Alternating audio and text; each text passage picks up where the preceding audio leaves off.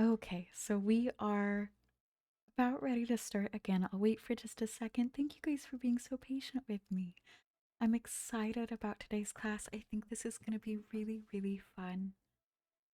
Let me get everything for you guys all pulled up. Okay, my sound is on in case anyone asks any questions.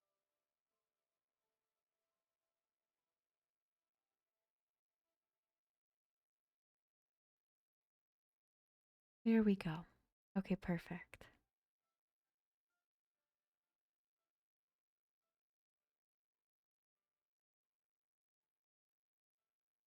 All right, thank you guys for being so patient. Okay, I've got everything all pulled up right now. And we are gonna start. So, soft intro again. This is our little class about Death Witchcraft. It's about, there we go, let me pull that up full screen. It's about Death Witchcraft. It is about ancestor veneration. It is a pretty broad umbrella. We even talk about Death Doula and classes and so on associated with this. Today is about flowers associated with the dead, and that is what we're going to be talking about. So, let me pull up our little presentation again. There we are. I'm going to be sharing my screen with you guys. And we are just going to pull this up in full view. And now you guys should be able to see everything full view. Let me know how that looks for you guys. We'll take a minute. We'll check in. Hopefully sound is all good right now. And this should be all good.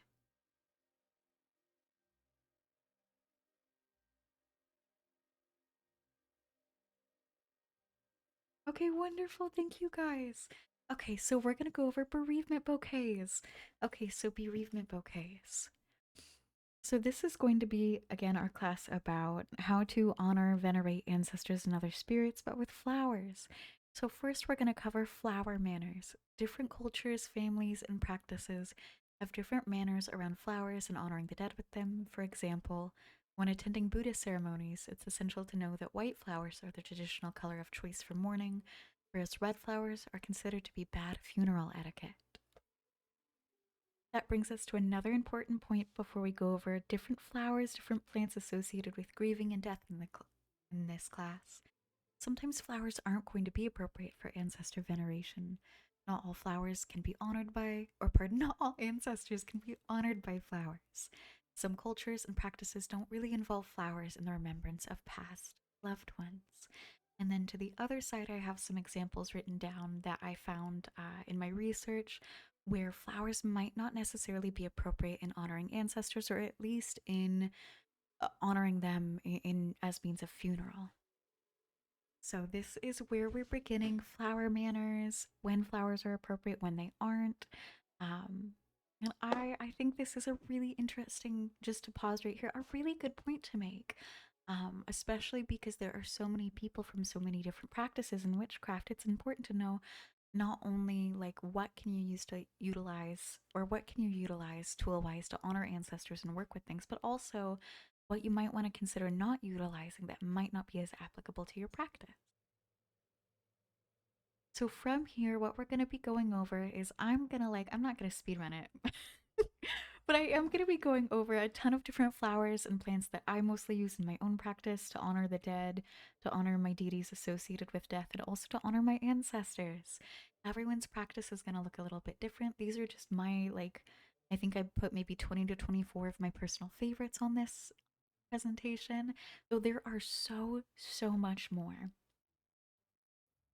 But here is where we are starting. So first, we're going to start with Lily of the Valley. Lily of the Valley is associated with the return of happiness. It's combined with yarrow at times to soothe a broken heart, and it's often utilized in ancestral flower bouquets.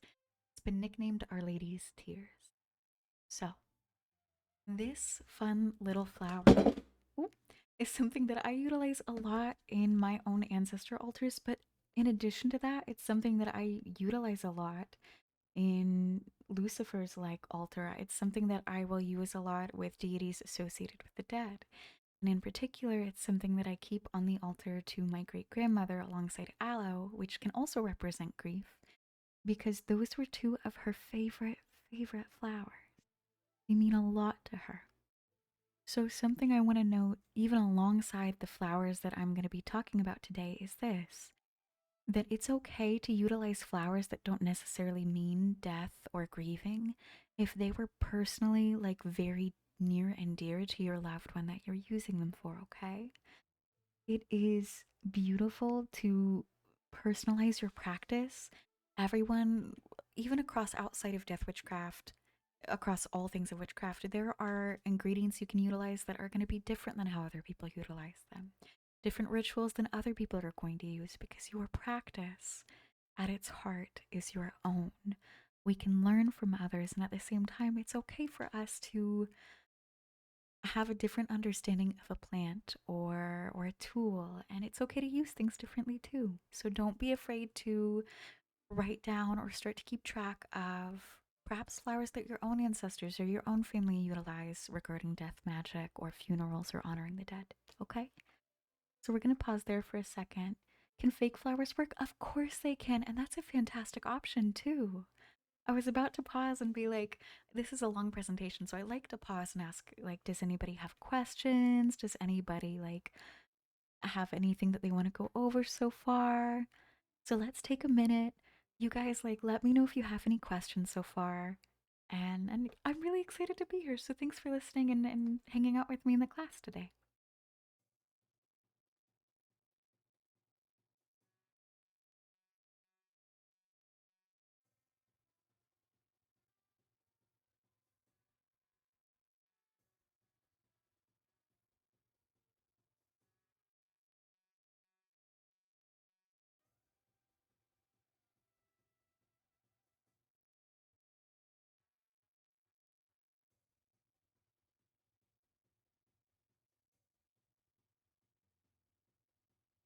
Where can one find lily of the valley flowers at? That's a fantastic question. I am a huge advocate of use what is around you, and that's why I think I would mention again, um, being able to customize your practice with what's accessible to you. So I'm able to find lily of the valley if I just leave my house and I wander around for a little bit in nature. But other people, if they want to buy lily of the valley, can often find it in places such as Trader Joe's or your local florist as well. So if you can't find it like around you, if buying something is accessible to you, I definitely recommend checking out a grocery store that might have flowers or your local florist and supporting a small business. You have pink carnations for your grandmother. I love that. That's beautiful. And Megan Mothman says, "Hi, just wanted to drop in and say howdy. Everyone remember to slay every day." That's so cute. I love that. Thank you so much for popping in. So always use what's around you. Always feel free to message me too in the Discord and ask, like, what the properties or how a certain flower can be used, and I'm always happy to help. Regular lilies can be used, so while they will have a different property, a different meaning, I would also use lilies. Lilies can absolutely be utilized on like an ancestor altar, especially if they were near and dear to your loved one. So lilies, rather than lily of the valley, just to pause, are a really common funeral service flower. They represent innocence that's been restored to the soul of a departed, and they could absolutely be used for that reason. They do often symbolize death, both lilies and lily of the valley. Okay, so you're curious about sunflowers. Your grandparents asked me to give them those flowers when we were refreshing the tombstone. Sunflowers can also absolutely be, yes, that's a good point. Sunflowers can absolutely be utilized to honor the dead, bringing them like a soft sense of sunshine and kindness. The sun represents renewal, rebirth. It represents warmth. It makes sense we would want to give that as an offering as well. You absolutely can. So, again, you guys can absolutely use any flower. Like, if your ancestor left something, it's absolutely okay to utilize those things on your ancestor altar. And we're going to continue on, okay? So, our next flower is snowdrops. This is a personal favorite of mine, and it has been a personal favorite of mine since I was a kiddo. So, snowdrops, while they're not technically associated in lore with death deities, I associate them very much so with death deities. I associate snowdrops with Hades and Thanatos and Persephone, and here is why. I call them the graveyard flower or the gravestone flower They represent arrival of hope, and they used to be planted on graves because they were one of the first flowers that bloomed in the spring. So imagine this beautiful, beautiful symbol of hope. So your loved one, like, you would have the graveyard and you would plant snowdrops. You would plant snowdrops on the grave, and winter would pass, and then you have this flower blooming on the grave, uh, one of the first ones of spring. It's a beautiful symbol of hope. And they also represent kindness and renewal. So they're a beautiful one to utilize. Hi, Soup. It's so good to see you. Now, our next one is white roses. I love white roses. I like the duality of this flower. I love that they can be used both in relationship blessings, in weddings, and in funerals. So they represent honor, young love, and memories of a departed one. They also can represent loyalty, respect, and kindness. So again, you'll often see these both at weddings and at funerals. And here's a little bit of a lore that I think is really interesting paired alongside this. So as the goddess Aphrodite ran to the side of her human lover, who was dying after being harmed by Lord Ares in the form of a boar, her ankle caught on the thorns of the white rose and turned it red, which again associates this flower with both love, but with death as well.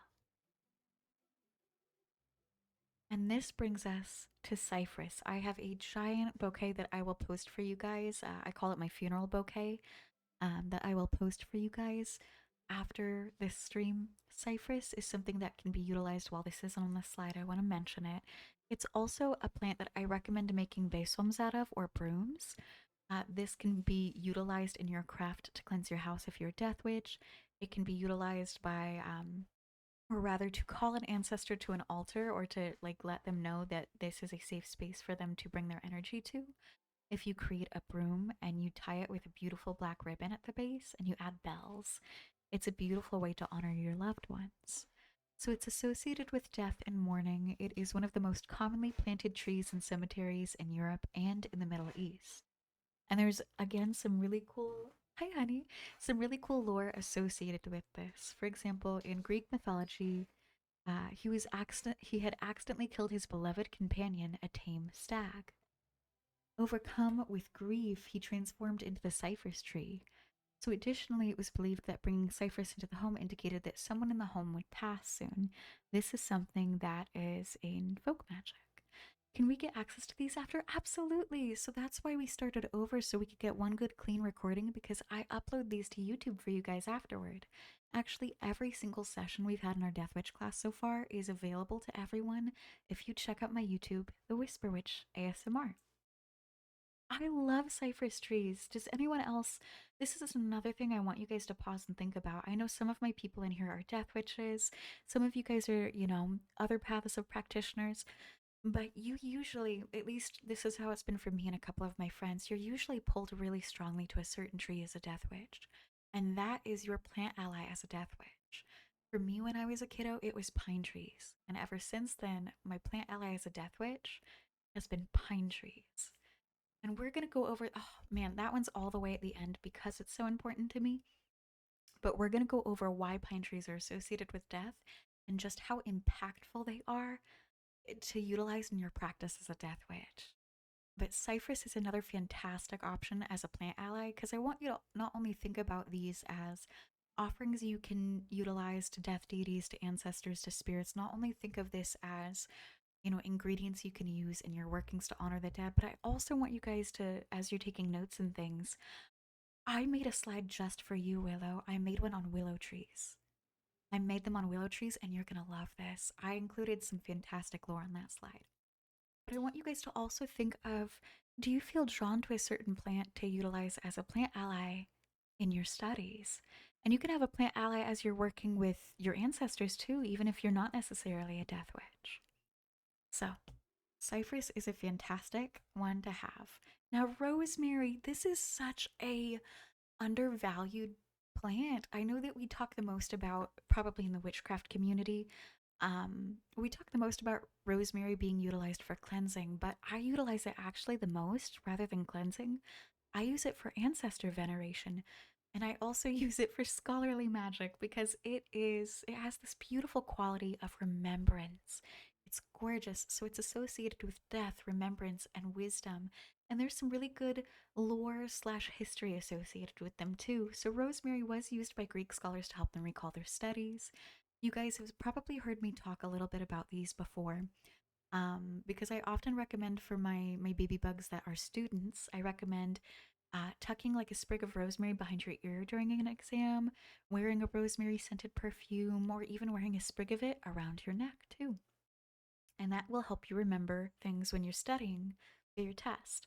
But it was used also in funerals. It was tossed upon coffins traditionally by Europeans, and it was utilized by the Romans in burial rites. And you've got a question, ask away, Angel Baby. The VC is open. I think I should be able to hear you guys. Hold up, let me scroll down. I should be able to hear you guys, and you can also, if you are more comfy, feel free to ask as well. Do certain colors have different properties and meaning? Yes, they absolutely do. So, for example, candles that I utilize in my craft. Let's just tackle this really quick. I always utilize purple, brown, and white. I utilize brown because it's associated with magic of the ancestors, the home. It's associated with the earth, grounding. I utilize white. White is a color associated, yes, with cleansing, yes, with spirituality, but to me, it's associated with death. And we'll get into that too. There are two very different depictions of death. One depiction of death is represented by the goddess Holda, and this can be seen in a very famous painting where death is depicted not as a man dressed in black, but as a woman dressed in white. And this depiction of death is softer. It's associated with uh, death that death doesn't necessarily, as an entity, want to claim, like the death of children. It is as painless as a death as one could hope for. It is death as a woman dressed in white. And so when I'm honoring my feminine ancestors, I will often utilize white roses for loyalty, respect, for remembrance, and brown for grounding to the earth, the home, the ancestors, and purple.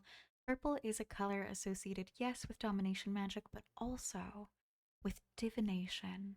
It is associated with remembrance and divination, and if we're calling upon the wisdom of our ancestors, we could probably use a beautiful pairing of a brown and a purple candle too. So, this is a little bit about rosemary. Let me know if you guys have any other questions. And this is asphodel, so a lot of my people that work with Hades are going to love this slide. So, asphodels are associated with death and mourning, and of course, the god Hades. So, here's what they mean in the Victorian language of flowers, they mean, my regrets follow you to the grave. One can pair this with cypress or marigold to indicate mourning, or with rosemary to indicate eternal remembrance of an ancestor or a loved one. So, in lore and Greek mythology, asphodels grew in the underworld and they were traditionally consumed by the dead. And this is why it's such an important mention. I was a Hellenic pagan for many, many years, and I still to this day utilize asphodel as offerings to the dead because it was known that they would eat them, that it was a nurturing, fulfilling plant. So, and then, mind you, the second part about the asphodel meadows, I do want to mention that it is something mentioned in the Odyssey, and that is something that we unpack, I believe, in this week's Patreon post of what to consider when we're getting information from the Odyssey and why. But the asphodel meadows mentioned in the Odyssey are a section of the underworld where neither good nor evil souls reside. It's essentially purgatory, and these spirits are sustained by consuming asphodel, the flower. It's a beautiful flower. I mean, just look at it. I really wanted to include flowers or pictures of every flower on every slide so you guys could not only get a vibe for like the lore of the flowers, the history of the flowers, but also I want you guys to note like what they look like, how they might pair well with other flowers. Don't be afraid when you're putting together ancestral bouquets or death witchcraft bouquets, because I often put these together when visiting homes of people who have had a loved one passed as gifts, and just to kind of set the mood. When in my own home, when I'm working with the dead, I want you guys to consider how they could pair well with other flowers. And also, 1 second, I need a drink of water.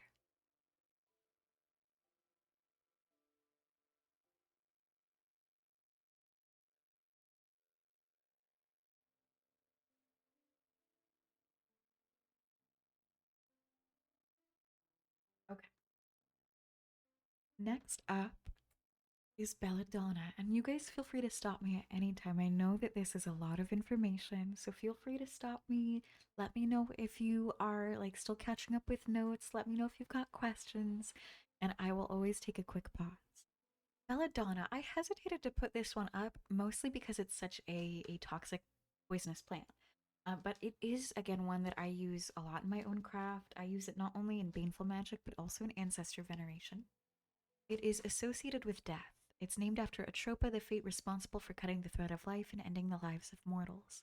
It can be given as an offering, therefore, as to deities associated with death, but also to the fates. And I want to include this as well because I know I have a couple of kiddos in here that work with the fates or are consider themselves to be fate witches. So belladonna is one that you can absolutely utilize as offerings in this way, but I would say please handle it with caution. It really is one of the most toxic plants on this earth. Romans used it as a poison to cause death, which is why it holds the meaning in the Victorian language of flowers of silence, because it does silence the victim forever. So I wanted to mention it because the lore is really interesting. I utilize it in my own craft. It can be utilized in Baneful Magic, but do please handle this with caution if you do use it, okay? Chrysanthemums! Also, hi, Camilla! So, chrysanthemums, they mean condolences in the language of the Victorians. So, they were frequently used in funeral decorations and placed on graves in Europe. It's thought to have been a token of comfort during a time of grieving. And so, this is another one that is, oh, your new welcome, angel baby. So, it is a fantastic flower to use as a gift to someone who is grieving. So the history of it, it's involved, or it was a flower involved in rituals performed on All Souls Day, a Christian holiday in early November where people would decorate graves. I call it a ritual because it really was a ritual. But if we also look into the lore here, chrysanthemums were ones that were in that geographical area in bloom when other flowers weren't in bloom. And so I also, because of that reason, view them as a very hopeful flower. Next, we have dandelions. Okay, this alongside pine trees is one of the biggest ones in my ancestral veneration practice. I love dandelion. Dandelion is so sacred to me that every witch has kind of a tradition, a routine before they do divination readings or they work with their ancestors or deities. Dandelion is my ritual before these. I brew a cup of dandelion tea mixed with coffee every day before I do a stream, before I work with my ancestors, before I do readings for anything. Because dandelion is associated with divination, wishes, and celebration. And as a folk practitioner student or a someone that studies Ozark folk magic, I definitely have paid attention to how this plant is utilized in folk magic. So in Ozark folk magic, we would pop the heads off of dandelions and float them in a bowl of water to perform divination. This was in particular done at night, as nighttime is associated with divination. It was used to perform divination to gain insight specifically from our ancestors. And in a similar fashion, I note this because this is one of the first, as a child, one of the first baneful spells I ever learned that I think you guys will think is so funny. It can be used in a baneful working, and you can name a dandelion after someone and pop the head off. That is the first. That is the first baneful working I ever learned as a child. How do you use dandelion root in coffee? Oh my god. Okay, this is such a fun thing for me to talk about. Okay, so hold up. My ancestors are Ozark. And let me tell you a little bit of lore and why this is so important to me as an ancestral flower. My ancestors did not come from much. They did struggle with poverty. And dandelion root, if you guys don't know this, as a tea was often used to cut coffee, meaning that coffee was very expensive. My ancestors could not afford it all the time, and when they could, they mixed in a ton of dandelion root with their coffee, giving it a bit more of a bitter taste that it does take a hot minute to become accustomed to, so that the coffee would last longer. And when they did not have coffee, they instead brewed dandelion coffee or dandelion root tea to kind of replace that coffee taste because it also has a very strong and bitter taste. So, even outside of that, my ancestors harvested dandelion. They utilized the roots for teas and coffees, and they utilized the leaves for what was called poor man's salad or poor man's greens. where you can fry the dandelion greens up in a pan and eat them, or you can put them in salads. So, this was such an important plant to my ancestors. And I use it to honor them today, and I use it in divination as well and in baneful magic. I love that Kitty's like, I did that as a child too. Yeah, that's a baneful spell.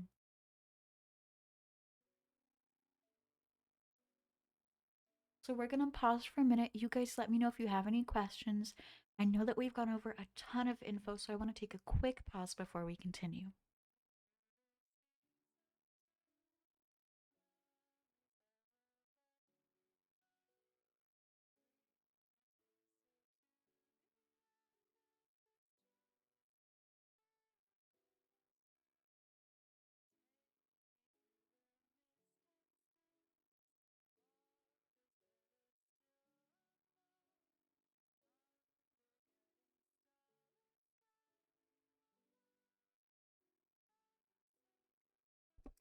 Of course, I can repeat that part. Okay. So, in Ozark folk magic, we pop the heads off of dandelions and we float them in a bowl of water to perform divination. Now, in a similar fashion, I perform baneful workings. This is something a lot of us did as kids. You can name a dandelion after someone and pop the head off. It is a It can be a baneful working, but it can also be utilized to connect with and honor our ancestors and to perform divination.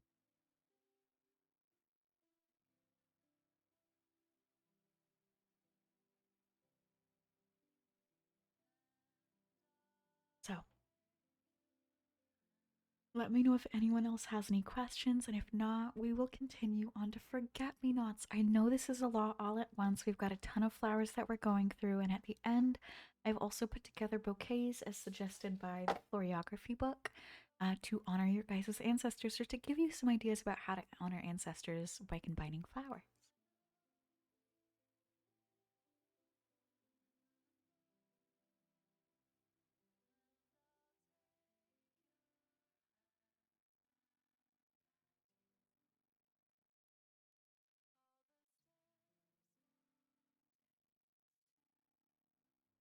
Oh, honey love, that's okay. This is a soft little class. You guys can ask as many questions as you need. You can ask me to slow down. You can ask me to repeat anything, and it's never a problem, Angel Baby. Ladybug says, I have a huge patch of forget me nots in my garden for my ancestors and past loved ones. That's beautiful. Forget me nots are definitely a favorite of mine. They are associated with remembering the past, honoring the past, and nostalgia. I think of them when I look at them. It's just such a Pisces flower to me. Here's the lore. Some people may know this, some people may not. I remember telling this to Aubrey, and she was like, "Oh my gosh!" But there's a German tale that says that while walking along a river, a bride-to-be stopped to admire these flowers, the forget-me-nots. Her lover, that she was supposed to marry, seeing that she was so in love with these flowers, attempts to pick them, but he falls into a swiftly moving river, and as it carries him away, he throws her the flowers, calling out to her, "Forget me not." And that, if that just doesn't make you cry, like, they're a beautiful flower to utilize, of course, for honoring your ancestors, for honoring our loved ones that have passed.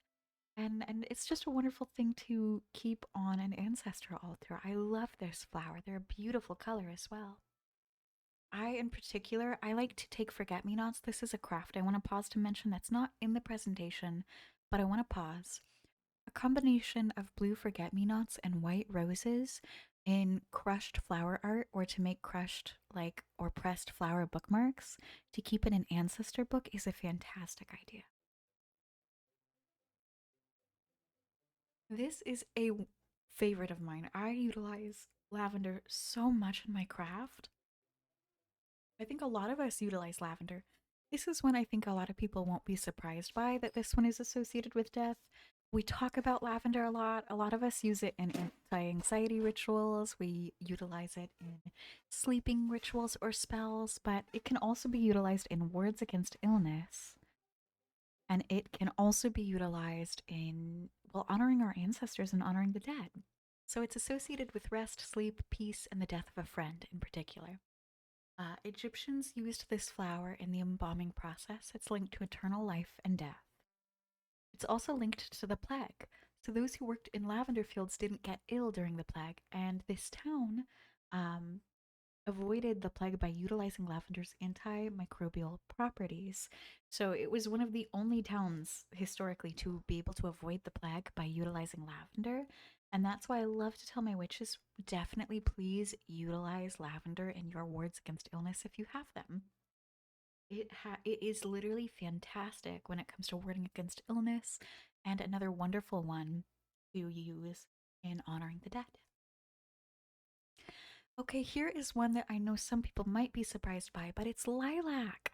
Lilac is associated with first love, with reminiscence, and also with the death of friends. So Victorians wore lilac around their necks for remembrance of an old love. Lilac! Lilac.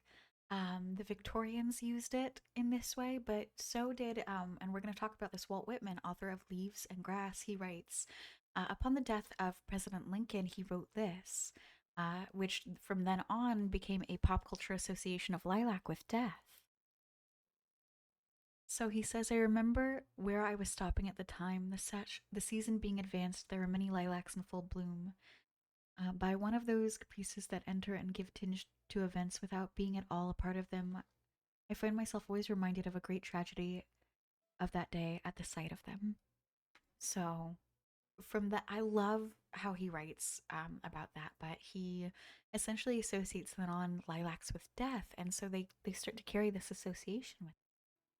And mind you, though this is a morbid fact, when we think about flowers associated with death, I want you guys to also think about the practical side of things, which is flowers that carry a very strong scent, like lilacs and lavenders, especially lavender. These were utilized to hide the stench of decomposing bodies at funerals and just during great times of sickness. And they were also utilized in sick rooms to ward against, or not to ward against, but rather to cover up the smells of great sickness, but also to soothe those that were dying as well. So that's why flowers with very strong scents, like lavender, for example, are utilized to honor the dead and are utilized at the end of life for many people. This one will not surprise anyone. It's marigold. I feel like we talk about marigolds a lot. They are associated with grief, renewal, hope. So, when obscured from the sun, the marigold curls inward and it lets its head droop. But when it's exposed to bright lights and sunlight, its petals unfurl, the water, like from the dew, starts to fall out, and it gives the marigold this appearance of it crying, which just breaks my heart. It's such a beautiful flower. So it's of course used to celebrate Dia de los Muertos or Day of the Dead, and in this it is associated with the Aztec goddess of the underworld. It is a beautiful flower. A beautiful flower, one of my favorites. Yes! I love a marigold. I think they're gorgeous. Okay, Willow. I wanted to try to get to this one before you fell asleep, but we've got the Willow slide. Okay, so they are associated with mourning, sorrow, and the underworld. We often pair these in making funeral bouquets with forget-me-nots and cypress for a funeral or for an at-home altar for a loved one who has passed. In Greek mythology, willows were said to have marked the entrance to the underworld, and they're often pictured on gravestones and on Victorian mourning jewelry. I want to pause on that really quick. Willow, you're going to find this fascinating. So, Victorian mourning jewelry is going to get its own presentation. There's such a beautiful history there, but Victorians wore specific jewelry to honor and mourn their dead. And this is something I utilize in my craft today as a death witch. So, willows have come to have such a strong association with death that they are even on jewelry, they are on gravestones as emblems. Oh, that's beautiful. And that's a little bit about the willow, and we'll touch at a later date on the Victorian mourning jewelry. You guys are going to find that so interesting. And another quick pause because I know we've had a lot of info again. Does anyone have any questions?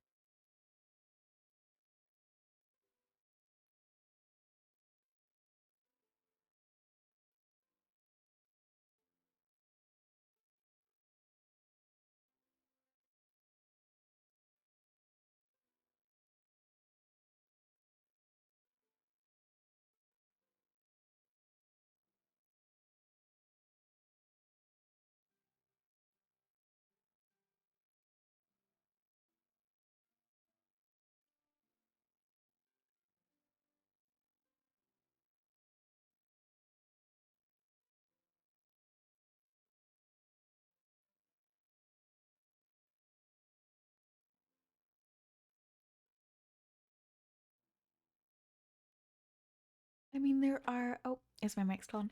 Okay, so there are different kinds of willows. There are black willows, there are weeping willows, there are also goat willows. So there's like, I mean, there's so many. There's white willows, dappled willows, goat willows, black willows, weeping willows.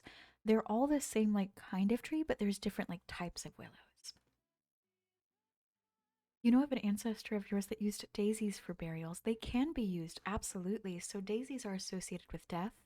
And the way that I know them is that daisies are associated with the goddess Freya, goddess of war and death. Daisies are the symbol of warriors, and they were often utilized to honor warriors when they pass. They're also another one that we use to honor certain deities of death, like Freya, for that reason. But it's one that I would also utilize to honor mothers who have died in childbirth, too.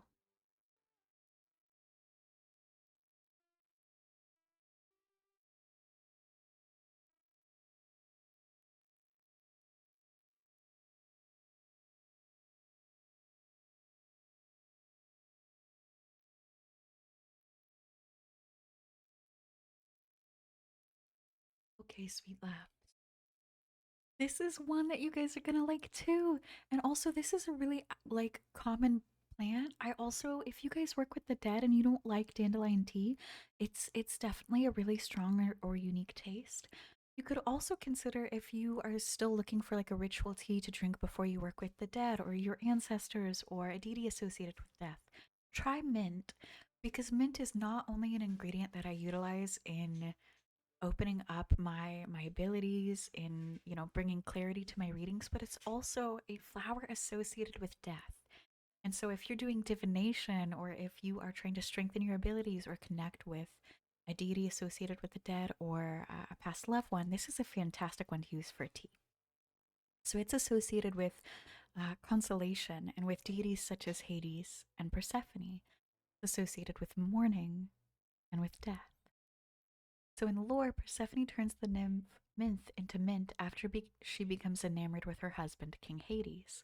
And you know how we touched on this earlier with like lavenders and lilacs and why they might be associated a little bit with like death because of how they were used to kind of mask certain smells? Well, mint is another one of those. It was used in funerary rites to mask the smell of decomposing bodies. I know that's a little morbid. I'm so sorry, but also I wanted to touch on like the history of things as well. You want to find something you can drink before working with Hades. Oh, what if you did? Do you like iced teas at all? What if you did like an iced mint Lipton tea? I feel like that would be absolutely lovely.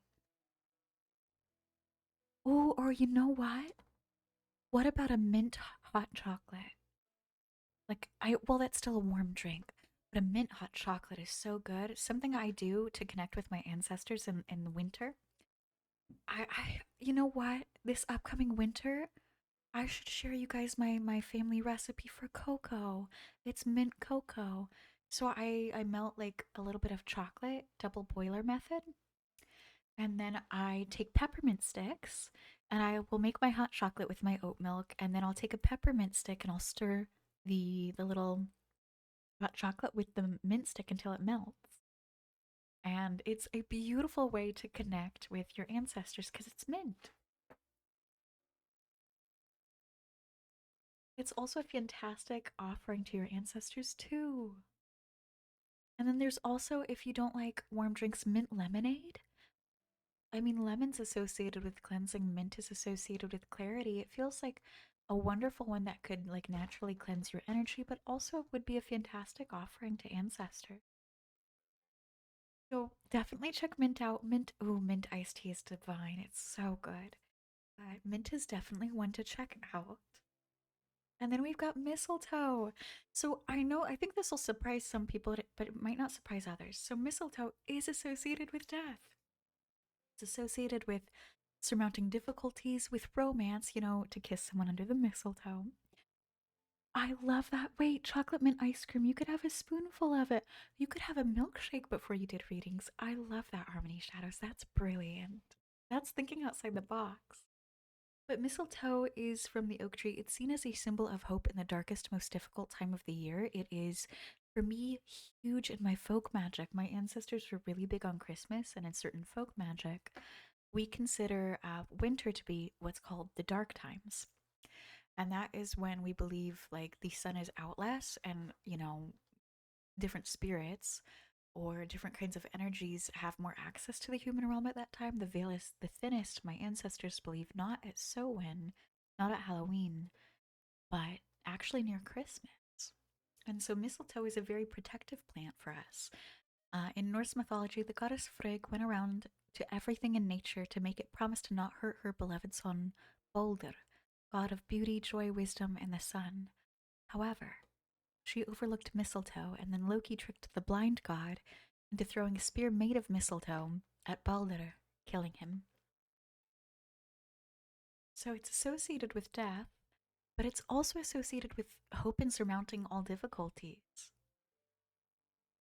And this is when you, Katie Bug, you would love this one. Yeah, Loki killed Balder with it. Well, technically, he utilized. So there's the blind god, right? And he can't see. And Loki was like, let's play a game. I bet you can't throw this. And he didn't tell the blind god what it was made of. It was made of the same wood that mistletoe comes from. And we just went over what wood that was. And he throws it, and he accidentally throws it, the spear made from this, at Balder, and Balder dies. And he's not to be resurrected until Ragnarok. So, poppies! Poppies for Katie Bug. I thought you would love this. They're associated with the goddess Nyx, the goddess Demeter, and so many other deities too. They're associated with eternal sleep, and these flowers grew in the land of the dead in Greek mythology. So, definitely an important one to mention, one that I've utilized a lot in my craft. So, in Greek and Roman practices, specifically if you're a Hellenic pagan or a Roman pagan, this is a great one to note. Poppies were given as offerings to the dead. So, you can utilize them as offerings to deities associated with death. You can also utilize them as offerings to your ancestors or to spirits as well. And another really important thing of just how important this flower is to death witchcraft, they were used as emblems on tombstones to symbolize eternal sleep, peacefulness, and rest. Poppies remind me of Remembrance Day. Oh, I love that, Willow. So poppies are one that I utilize a lot in my craft. When I think of poppies, when I use them in my craft, I I feel like the visual I immediately get is like the night sky, probably because they remind me so much of the goddess Nyx. They remind me of like the sleep aspect, the peace aspect associated with death. And they're used to honor your fallen soldiers. There you go. Also, hi Meta, welcome to the class. Our next one is yew trees. Okay, Willow, this is such an important one for you because you're studying Norse pagan. Yew trees are something that is even associated with the Norse rune tied to death. So they are a common tree in graveyards. They can also represent protection, but they are so common in graveyards that they've been called the gravestone tree. And also another important one because this is one of the trees they consider to perhaps have been the tree of life.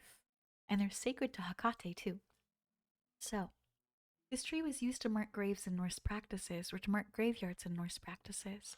It's associated with the journey toward death, but they're also associated with the journey toward shadow work.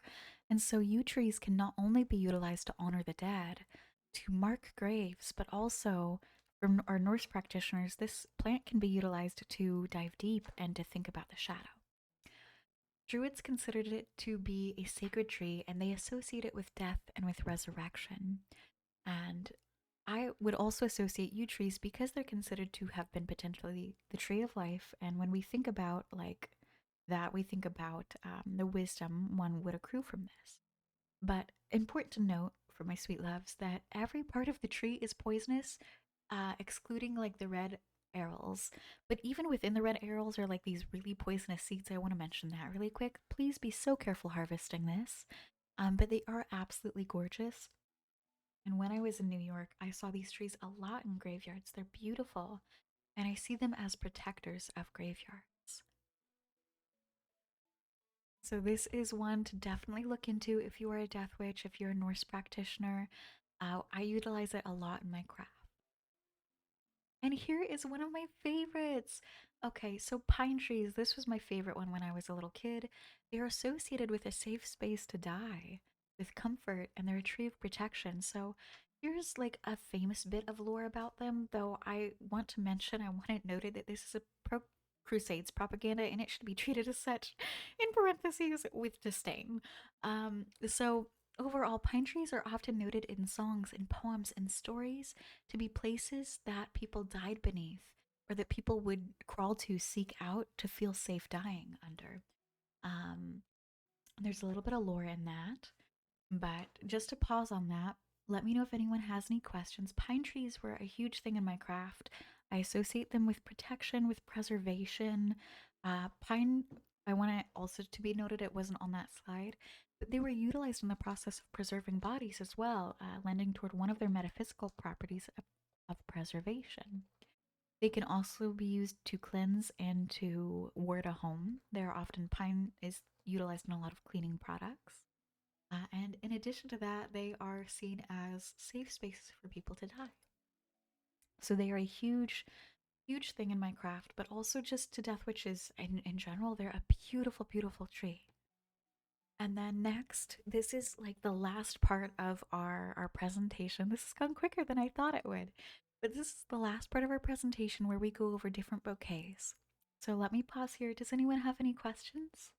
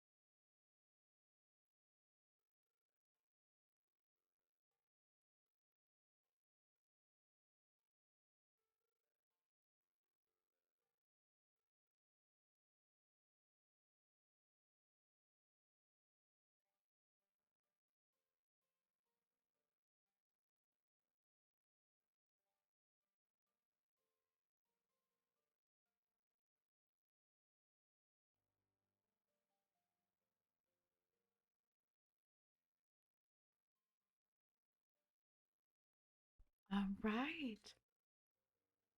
Oh, that could be a separate class, and you can like ask me that or put it in the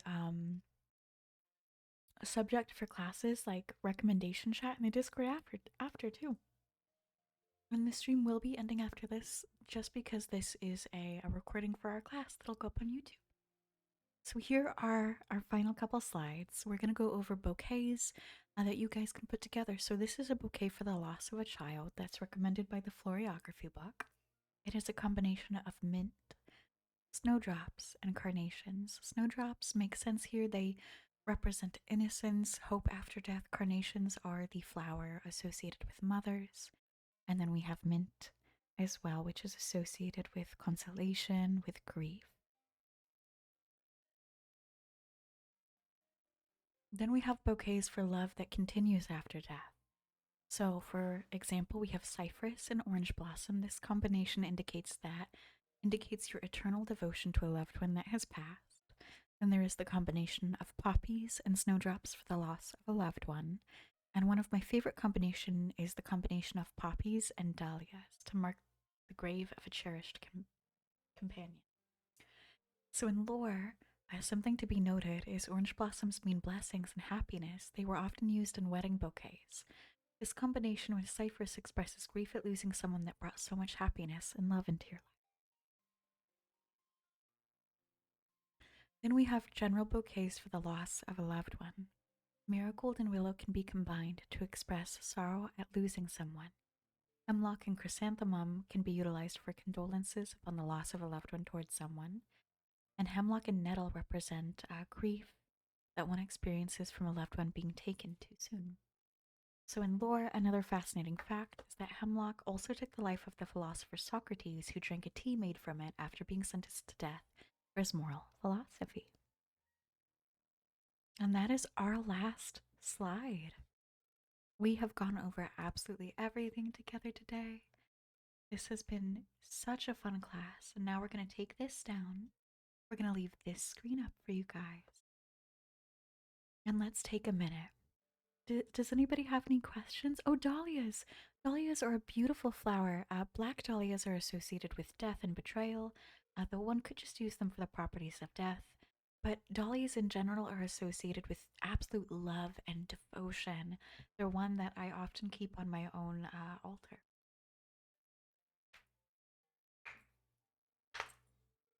Oh, thank you for the stretch and crunch. My bones popped a lot. How's everybody feeling after this class? Are we feeling okay? Does anybody have any questions? Does anyone need to take a minute? Does anyone need a soft affirmation? Some love, some reassurance? Oh, thank you. Let me drink a little bit of water really quick.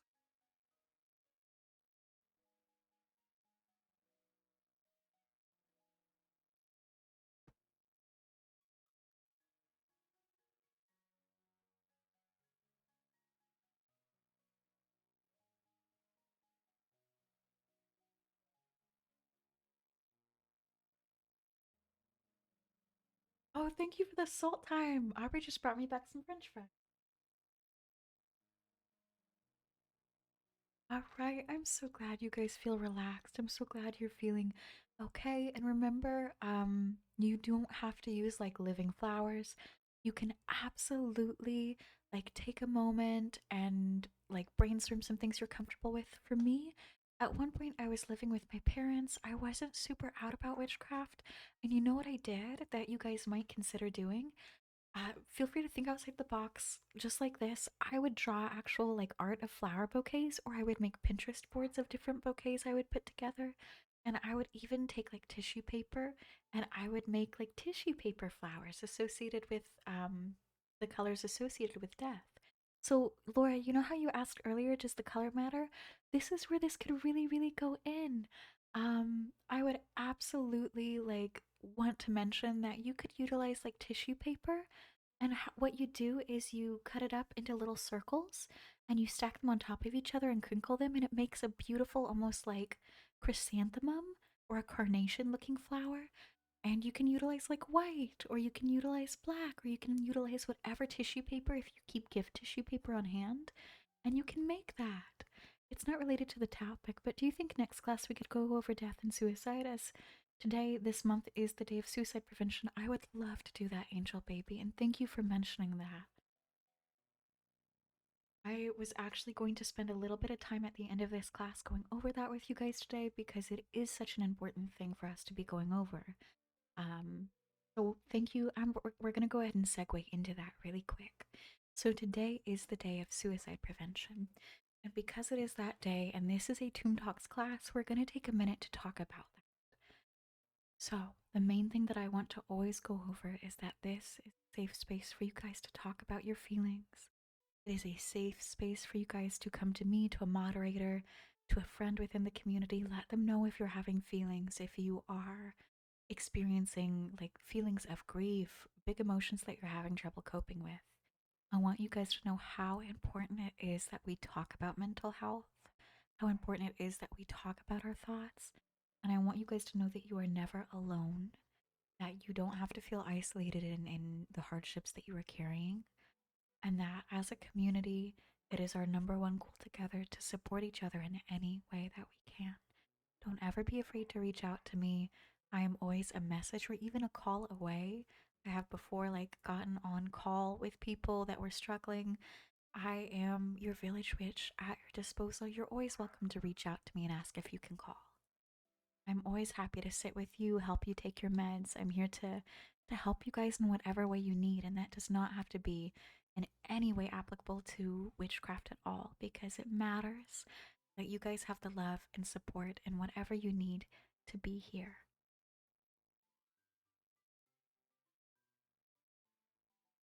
Absolutely. So, if you guys are struggling today or any day, please reach out. Our community is always here to support you guys. I'm always here to support you guys. It's okay to cry. It's okay to be struggling. And it's okay to ask for the help and the love that you need. Thank you guys so much for listening to today's class. Thank you so much for coming to hang out with me and learning about this stuff, especially on today of all day. we're gonna go ahead and end the recording here. I will be popping back on a little bit after this. I need to go do some self care, but I will be back on later on for some soft game time so that we can have a little bit of time to kind of wind it down and to do some healing, some nurturing. Thank you guys for today, and I will see you later.